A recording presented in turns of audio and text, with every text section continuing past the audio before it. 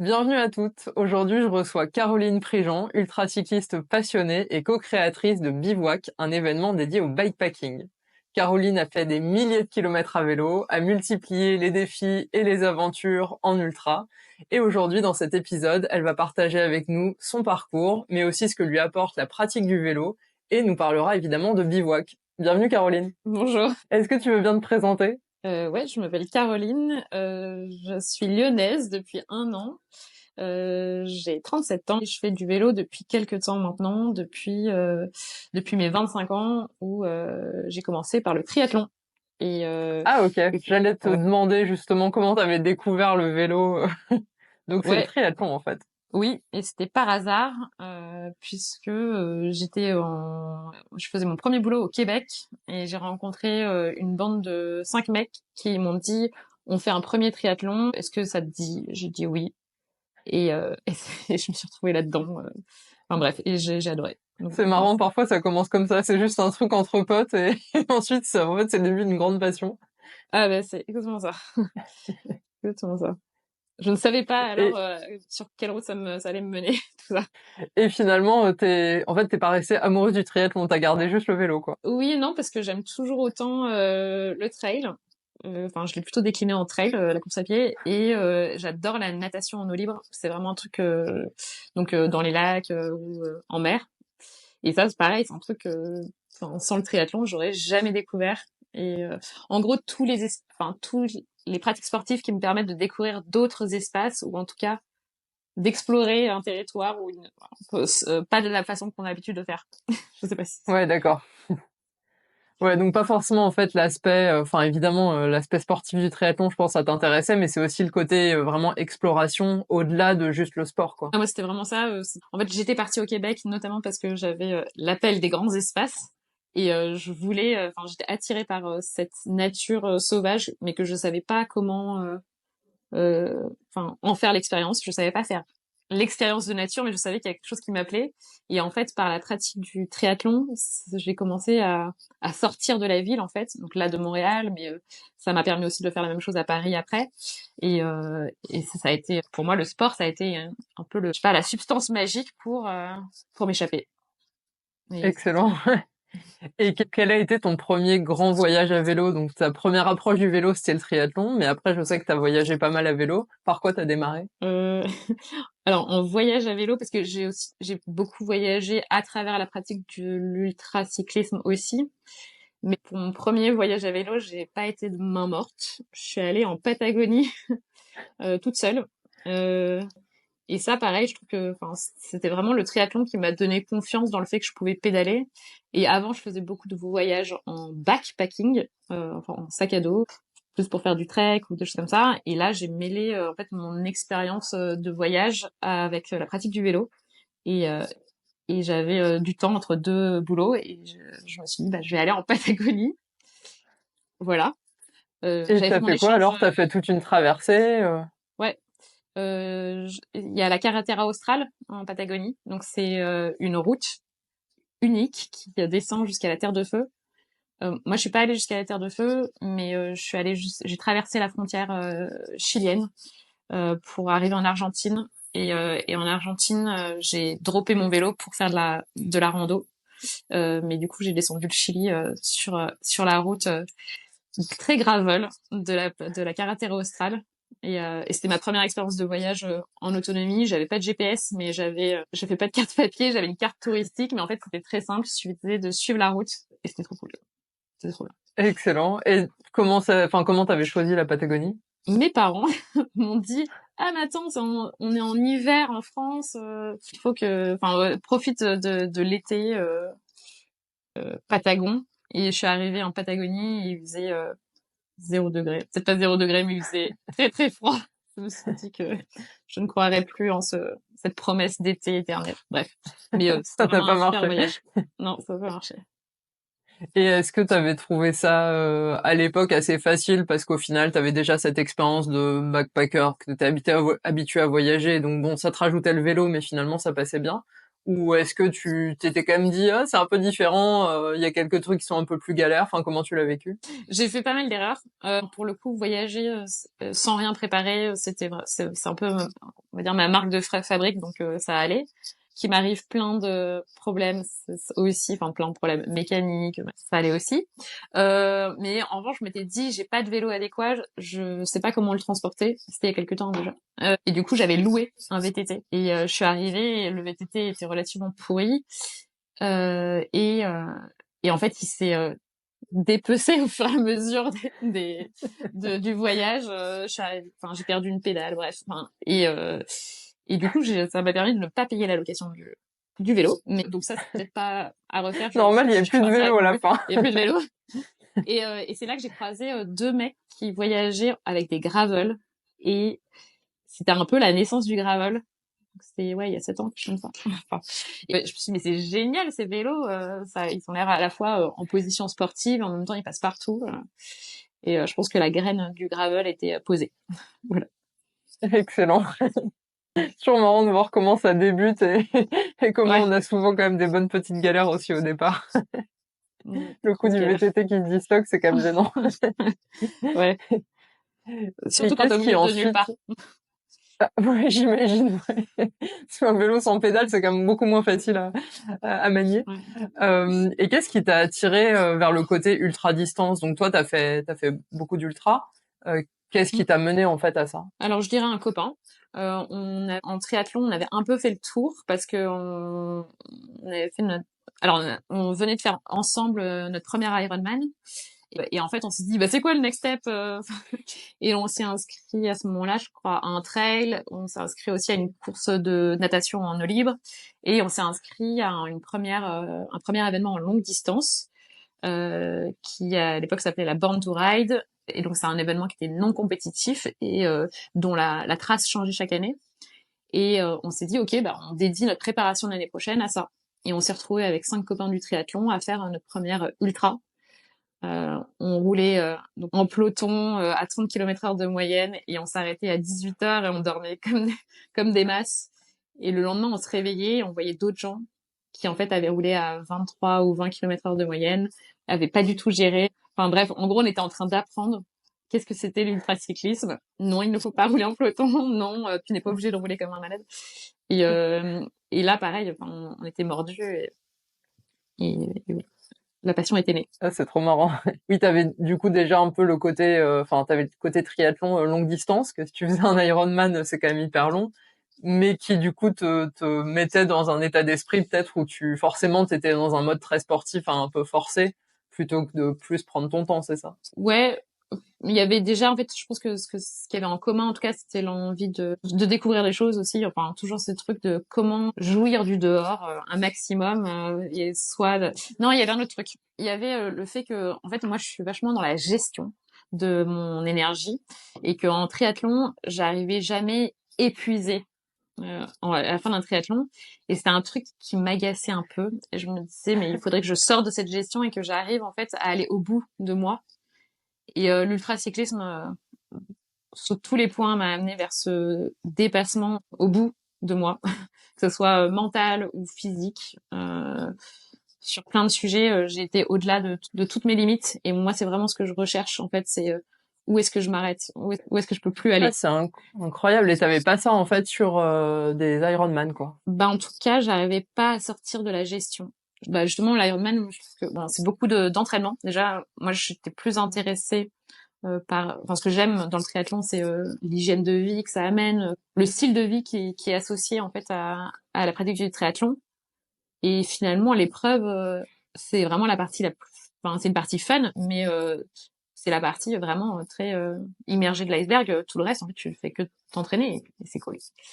Et ouais, et en triathlon, je suis toujours dans la gestion. C'est-à-dire que tu nages, mais tu sais qu'après il faut pédaler, tu pédales, mais tu sais qu'il faut courir. Et en général, courir, c'est pas non plus le truc que surtout sur du bitume où je suis la plus douée. Donc, en général, je gère le fait de finir ma course à pied de façon honorable. Donc, toujours en gestion.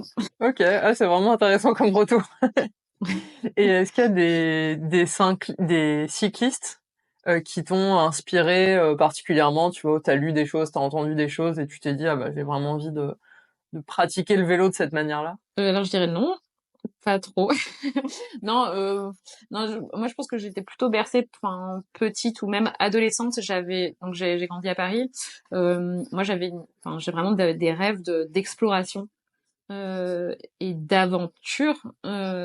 Donc je sais pas, je revoyais ma bibliothèque d'enfants où c'est vraiment que des livres sur la montagne, des sommets ou l'exploration polaire. Mais c'est plus des trucs ouais, d'exploration que des trucs de vélo.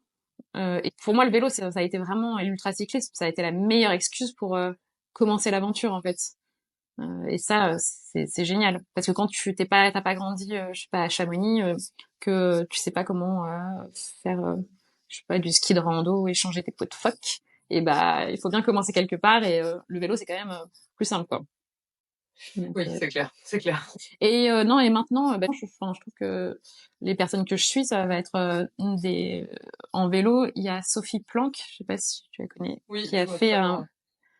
justement le voyage avec son copain de l'Alaska à la Patagonie. Et il faisait ce voyage quand moi j'étais en Patagonie. Et donc il y avait un enfin, je me suis beaucoup, enfin, du coup intéressée à tous ces travaux et c'est trop cool ce qu'elle fait, trop beau. Donc je trouve ça hyper inspirant. Et en plus Ouais, c'est super impressionnant. très poétique. Donc j'aime beaucoup. Et est-ce que tu as un meilleur souvenir, c'est toujours une question hyper dure, ça je sais, meilleur souvenir de voyage à vélo, on va dire, en tout cas quelque chose qui t'a vraiment marqué? Alors là, je vais vraiment répondre du tac au tac parce que, enfin, mais je pense que c'est parce que on parlait de Patagonie, mais j'ai vraiment un souvenir, c'était à la fin de la carretera austral, où en tout cas il fallait traverser, il y avait un bateau pour traverser la frontière à la fin qui est à Villa O'Higgins, et je restais 2 jours avant que le bateau arrive, et j'étais dans ma tente, et il y avait vraiment ce truc, c'était la fin du voyage, et je me suis dit que c'était vraiment l'état dans lequel j'aimais être, avec juste cet apaisement, être ben, dans la nature. Et je me suis dit que j'appartenais à cet endroit et à ce moment. Et ça, c'était un des plus beaux. Ouais. Merci pour le partage, c'est toujours chouette. Je te demande du coup un autre partage. Est-ce que tu aurais une anecdote un peu marquante, amusante ou pas, sur une de tes courses d'ultra distance cette fois? Euh, alors, là, j'en ai beaucoup. Bon, non, mais je pense enfin, peut-être à la Desertus Bicus. Donc, c'est une course de longue distance à travers l'Espagne. Et en fait, j'ai très mal. Enfin, je voulais tester un truc qui s'avérait non concluant, ce qui est de ne pas dormir, voilà, ou dormir le moins possible. Donc à ne pas reproduire chez soi. Et en fait, c'est la seule fois où ça m'est arrivé, mais j'ai vraiment eu des hallucinations. J'ai compris enfin, ce que ça voulait dire, avoir des hallucinations. Parce que souvent, on le raconte un peu comme une légende urbaine, et moi je me disais, bah, j'ai jamais eu d'hallu, qu'est-ce qu'il raconte? Et en fait, vraiment, je voyais des choses toute la nuit. Et il y a deux choses, j'ai eu des visions, donc des visions, donc quelqu'un sur le bord de la route, enfin bref. Et il y a aussi eu un truc, c'est le mélange du temps, genre des trucs où j'ai l'impression que ça m'était déjà arrivé. Et ça, c'est horrible Trop aussi. bizarre.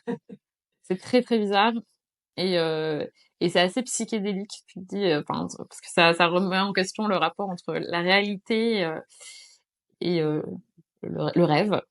Et c'est assez intéressant comme expérience. Mais assez Ouais, dangereux. c'est j'imagine. C'est pas là où Ça, t'es le c'est un plus peu efficace. dangereux quand même à un moment, non?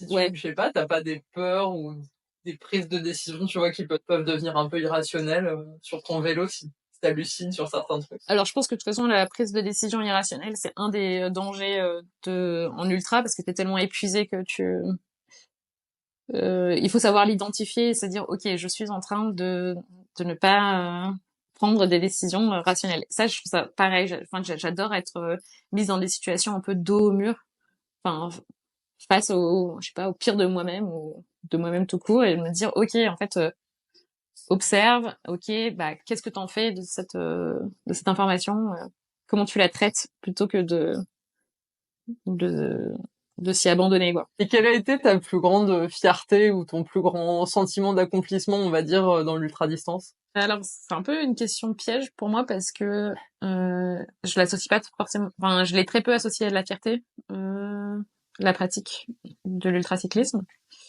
Euh, et c'est pas ce que je recherche dans la pratique.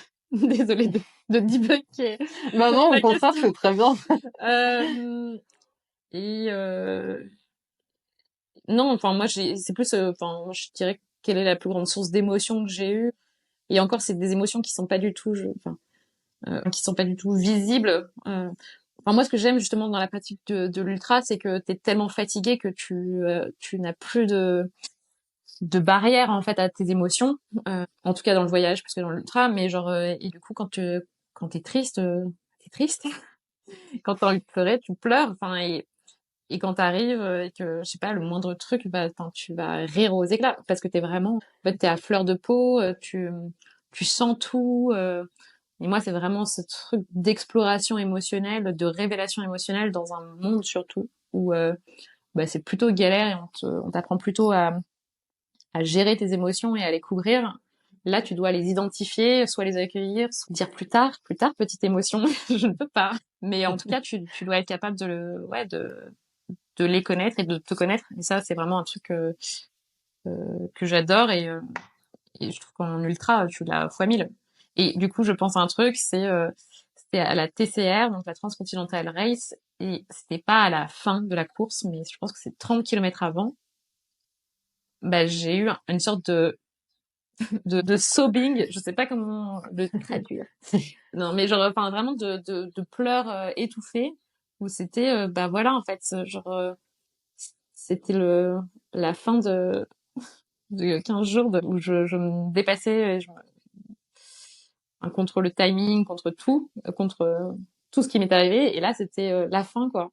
Et par contre, quand je suis passée à la ligne d'arrivée, et je trouve que c'est ça qui est marrant, c'est que ça décale aussi l'objectif, c'est que c'est pas la ligne d'arrivée qui crée des émotions, comme pourrait le faire une course classique qui dure moins de 24 heures.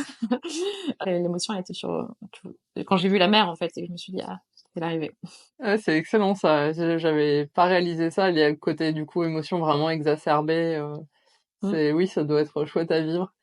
Et est-ce que ça t'a appris du coup vraiment des choses sur toi, le fait de peut-être d'être dans cet état, de mieux réaliser certaines choses? Oui, et moi je pense que en fait aussi enfin, je pense que je fais ça parce que j'ai vraiment cette envie de de me connaître.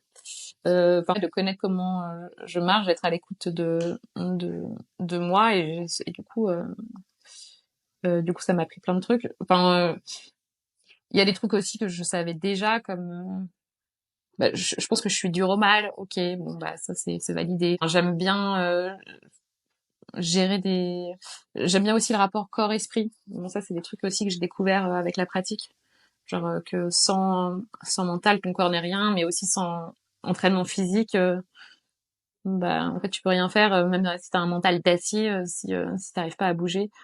Enfin, moi je trouve que c'est un truc que j'ai délaissé. J'ai commencé par le corps avec le triathlon et du coup j'ai rattaché le mental, enfin la gestion du mental. Et du coup, je me suis dit, ah, c'est pas si compliqué que ça, en fait.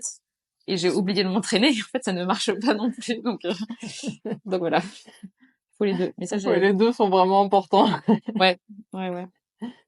Et c'est, Et est-ce qu'il y a un fort esprit de, au-delà du coup de l'aspect sportif, un fort esprit de communauté, de solidarité chez les pratiquants? oui. Alors ça dépend. Je trouve que la pratique, pareil, a évolué. Moi, j'ai tendance à croire, en tout cas, l'ultracyclisme avant, c'était introvertis, pour des introvertis extravertis. Donc des gens ouais, qui se ressourcent avec eux-mêmes, d'où l'idée de rouler tout seul pendant des heures. Mais que quand il y a des gens, ils aiment aussi être avec des gens. Donc c'est un profil spécial. Et du coup, quand des introvertis extravertis se retrouvent, bah ils sont contents parce qu'ils peuvent à la fois avoir cette partie où ils sont pas obligés de parler et en même temps, juste après, faire un karaoké endiablé. Et je pense qu'au début, les triathlètes, non pas les triathlètes, les ultracyclistes étaient moins axés sur la communauté et que là, il y a une nouvelle façon de pratiquer.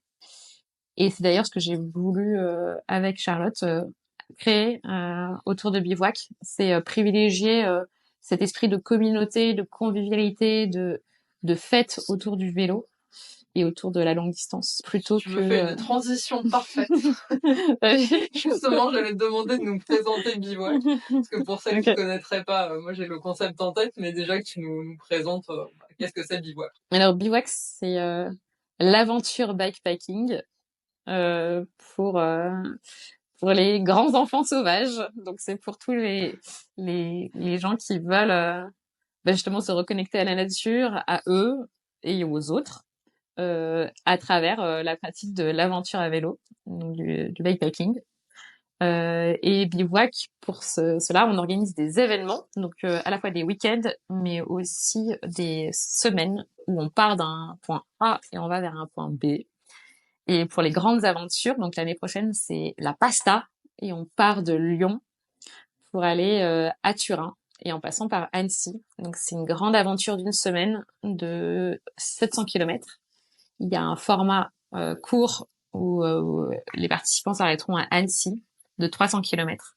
Donc pour ceux qui veulent tester, ce format-là est idéal. Et l'idée, c'est que donc on part tous ensemble et puis finalement au cours de la route, les gens se dispatchent, se retrouvent. Il y a des gens que tu ne connaissais pas et la plupart du temps, c'est des gens qui ne se connaissent pas qui se rencontrent et ils vont passer une semaine ensemble. Et c'est assez fou les groupes qui se créent. Et tu pars une semaine, t'as l'impression de partir un mois. C'est incroyable, quoi. Et à la fin, il y a C'est vraiment une il y a parenthèse. Ouais, exactement. La parenthèse enchantée, t'es hors du monde parce qu'en plus, donc il y a deux types de traces. Il y a une trace gravel, donc là on est vraiment hors du monde, loin des voitures, etc. C'est assez technique. Et il y a une trace plutôt route où là, pareil, on trace nous-mêmes, on fait les recos, notamment avec l'aide de la communauté Bivouac. Et on et là, pour cette trace-là, pareil, on est en dehors des voitures parce que c'est vraiment au cœur de notre projet d'être se sentir loin du monde et protégé. Euh, et voilà, donc il y a deux traces, deux niveaux. Et surtout, tous nos événements sont accessibles en train. Donc on peut arriver à Lyon en train, à Annecy on peut repartir en train, et Turin vient de réouvrir sa ligne TGV, donc vous pourrez rentrer aussi en train. Bon timing. Ouais. Et comment ça vous est né? Donc vous êtes deux associés. Donc tu disais Charlotte aussi est avec toi. Comment est née l'idée de créer Bivouac? Charlotte et moi, on travaillait dans une même entreprise où en fait on faisait du conseil en développement durable auprès des entreprises et des grandes entreprises. Par ailleurs, nous étions respectivement passionnés de vélo. Donc moi, vous l'aurez compris, par l'ultracyclisme, et Charlotte avait plus une pratique de voyageuse à vélo. Et en fait, on a combiné nos deux intérêts pour le vélo autour de Bivouac et surtout avec cet objectif justement de pousser les sujets d'impact positif que pouvait avoir la pratique du vélo comme nouvelle forme de voyage. Et aussi un autre point qui nous est cher, c'est qu'il y ait plus de femmes qui partent à l'aventure en vélo. Parce que dans la pratique de l'ultra et dans la pratique du triathlon, moi ce que je voyais c'est que plus c'était long, moins il y avait de femmes. Et donc c'était un gros sujet, quelques années que j'aborde autour de moi pour faire bouger les lignes et qu'on se retrouve avec des événements mixtes et qu'on se pose même plus la question. Ça sera Et un bon point. qu'est-ce que vous avez mis en place pour essayer de favoriser ça? Parce que c'est pas toujours évident. Donc il y a ça, tu disais, dans le triathlon, dans l'ultra, ça marche aussi en trail, il y a le même problème. Dès que tu allonges les distances, il y a de moins en moins de femmes. Qu'est-ce que vous avez fait concrètement pour essayer de favoriser, d'aider les femmes à s'inscrire en fait? Déjà, je pense que c'est un point qui est hyper important, c'est que la parité n'arrive pas par magie dans des pratiques comme celle-ci. C'est-à-dire que c'est pas parce qu'il y a pas mal d'orgas qui disent je sais pas, il y a pas de femmes qui s'inscrivent, ça doit pas les intéresser. Et ça, c'est vraiment que je pense que c'est une incompréhension de qu'en fait tout est fait pour un profil en fait, un client cible, un client type. Et en fait, ce qu'il faut, c'est changer son client type. Et donc le premier point, ça a été de communiquer autrement et de penser le projet Bivouac pour les femmes et pas adapter le projet aux femmes. Concrètement, c'était cette idée de privilégier le dépassement, certes, mais dans la non compétitif. Donc en fait, on peut se dépasser, mais sans vouloir absolument écraser l'autre, etc. Donc ça, c'était des valeurs de dépassement, mais dans le respect des autres, qui a beaucoup parlé, je pense, à la population, enfin, aux femmes, quoi. Il y a eu aussi le fait que notre communication en soi, on met, je pense, 90% de femmes sur nos communications. Et ça, enfin, c'est voulu. Dans l'idée, c'est de se dire que si on inverse, en fait, la courbe de communication et qu'on monte trop de femmes, en fait, on arrivera à atteindre 50%, alors que si on reste sur une communication, à égalité, ben en fait, on va rester avec peu de femmes. Et qu'à un moment, il faut, en fait, choisir de privilégier, de mettre en lumière pour rééquilibrer. Ça, c'est quelque chose d'hyper important. Et il y a une autre chose aussi, je pense, qui est importante, c'est le travail avec les communautés en non-mixité de vélo. Parce qu'il y a beaucoup de communautés qui se sont créées en non-mixité. Et en fait, euh, ces communautés, elles vont pousser, encourager les femmes à se sentir à leur place à l'extérieur, avec, enfin, et sur un vélo, quoi. Donc, c'est un gros sujet aussi. Voilà. Ah, super intéressant de mettre ça en place. Effectivement, bah, enfin, je suis complètement d'accord, ça va pas arriver comme ça, donc de toute façon, il faut faire des choses, faut mettre en place. Ouais. Et effectivement, votre com, enfin, je vois bien, c'est, oui, c'est beaucoup plus à l'attention des femmes que pas mal d'autres choses qui sont faites, donc c'est chouette de voir ça. Et comment est-ce que vous choisissez les destinations? Parce que tu disais, bon, vous faites les traces, etc. Donc il y a un énorme boulot à ce niveau-là déjà. Mais comment est-ce que vous choisissez? Est-ce que c'est des endroits que vous connaissez déjà un petit peu ou autrement en fait? Alors, il y a les destinations en France et les destinations transfrontalières. Dans les destinations transfrontalières, c'est un peu les pays qui nous font rêver. Enfin, l'Espagne et l'Italie, il y a cette passion pour le traversage de frontières. Se dire, ah, mais en fait, en vélo, à la force de mes jambes, je peux traverser les frontières. Et c'est assez grisant. Euh, Après, du coup, c'est comment, enfin, on privilégie des régions. Mais je pense que le biais le plus important, c'est, OK, où est-ce qu'il y a une gare TGV? Parce qu'il y a vraiment cette volonté pour nous de dire, OK, en fait, je peux voyager partout en Europe grâce au train. Et du coup, bah, l'année dernière, on avait fait Montpellier-Gironne. Donc, Gironne, c'est en Espagne. Et c'est sur la ligne qui va à Barcelone. C'est très simple et très rapide pour aller à Gironne et découvrir le magnifique gravel de Gironne. Et là, cette année, c'est Turin. Et pareil, c'est avec cette ligne qui nous permet d'arriver direct en Italie. Enfin, c'est assez incroyable. Et, euh, et c'est comme ça qu'on choisit. Mais plus que les destinations, il y a vraiment ce travail sur l'itinéraire. Et là, on travaille beaucoup dessus. On travaille avec les territoires, on travaille avec notre communauté qui nous dit il faut absolument passer par là, c'est magnifique, etc. On est très à l'écoute de tout ce qui se passe. Avec les territoires, ils vont nous orienter vers tel ou tel endroit. On va aussi faire beaucoup de repérages et se dire mais il faut absolument passer par ce col parce que c'est magnifique. Donc c'est beaucoup de travail itératif où on part sur une idée, ok, France-Italie, pas de problème, et après en fait on se penche sur la carte et là commence le boulot et puis comment on crée du rêve avant et puis pendant quand tu rouleras et tu te diras mais c'est incroyable. Et comment ça se passe si par exemple là je m'inscris à Bivouac? Qu'est-ce qui va se passer en fait? Donc on me donne rendez-vous à telle gare tel jour. J'ai la trace qui m'est donnée et ensuite donc tu disais le départ il est groupé mais ensuite moi je suis ma trace. Où est-ce que je dors, tu vois? Est-ce que bah, je me débrouille et je dors où je veux, mais je vais peut-être retrouver d'autres personnes. Enfin un peu tu vois le quotidien de la vie de quelqu'un qui participe à Bivouac, ça donne quoi? Ouais, alors je dirais que le quotidien il commence avant la course. Parce que là, par exemple, si on prend l'exemple de la Pasta, donc qui part de Lyon l'année prochaine, tu t'inscris et là, en fait, tu vas rejoindre un groupe WhatsApp 5-6 mois avant le départ.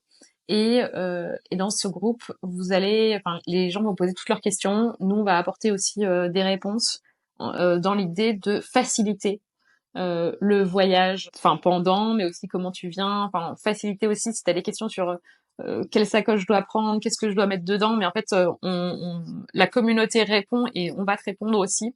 Donc il y a vraiment l'idée de prendre soin de toi avant pour que le plus grand nombre de personnes osent, parce que c'est vraiment le frein principal qu'on a identifié au bikepacking, c'est que c'est pas encore la façon principale de voyager, donc il y a plein de questions, plein de doutes, et donc il y a tout ce boulot pour répondre avant. Ensuite, donc tu vas recevoir un carnet d'aventure.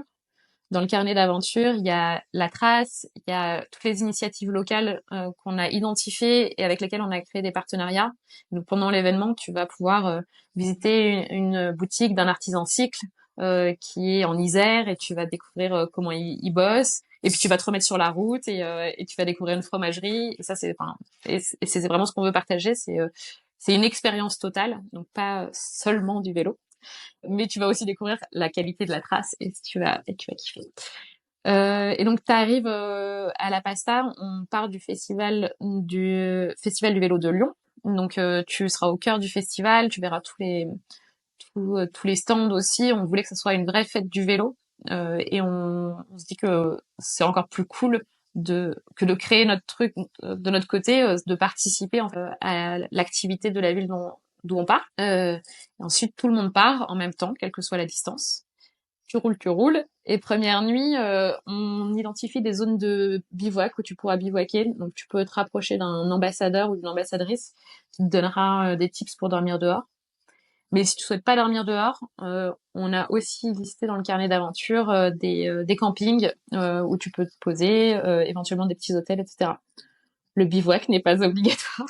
Mais en général, c'est quand même en fait, mais c'est l'occasion idéale parce que tout le monde sera là pour, enfin, ça décomplexe vachement, en fait, enfin, décomplexe, ou en tout cas, c'est beaucoup moins le stress de se dire, je dois dormir dehors. Ouais, guidé, quoi.